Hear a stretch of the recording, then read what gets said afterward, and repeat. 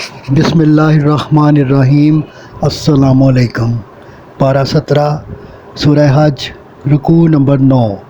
اللہ نے اپنی قدرت کی نشانیاں بیان کیں۔ فرمایا کہ ہر امت کے لیے بندگی کی ایک راہ مقرر کر دی گئی ہے، لوگ اس میں نہ مین میخ نکالیں نہ فضول جھگڑے کریں۔ فرمایا کہ اللہ قیامت کے دن تم میں فیصلہ کر دے گا۔ فرمایا افسوس کہ لوگ اس کو چھوڑ کر ایسوں کی بندگی کرتے ہیں جن کی ان کے پاس نہ سند ہے نہ دلیل۔ جب ان کے روبرو تلاوت کی جاتی ہے تو ان کے چہرے حفظ باطنی سے سیاہ ہو جاتے ہیں، انجام کار انہیں آگ کا ایندھن ہی تو بننا ہے۔ رکوع نمبر 10۔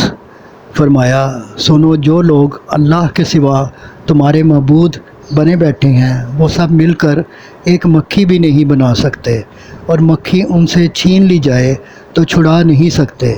یاد رکھو، کائنات میں صرف اللہ ہی غالب اور طاقتور ہے۔ ایمان والوں کا یہی کام ہے کہ رکوع کریں، سجدہ کریں، اپنے رب کی بندگی کریں، بھلائی کریں تاکہ ان کا بھلا ہو۔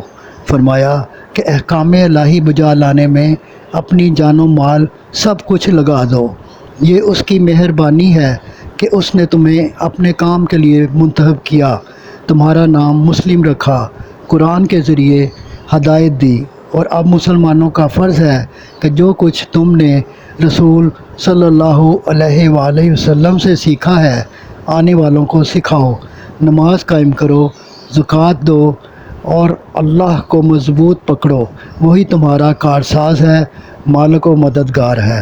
صدق اللہ العظیم۔ گزارش ہے کہ چینل کو سبسکرائب کر دیں اور گھنٹی کے بٹن کو دبا دیں۔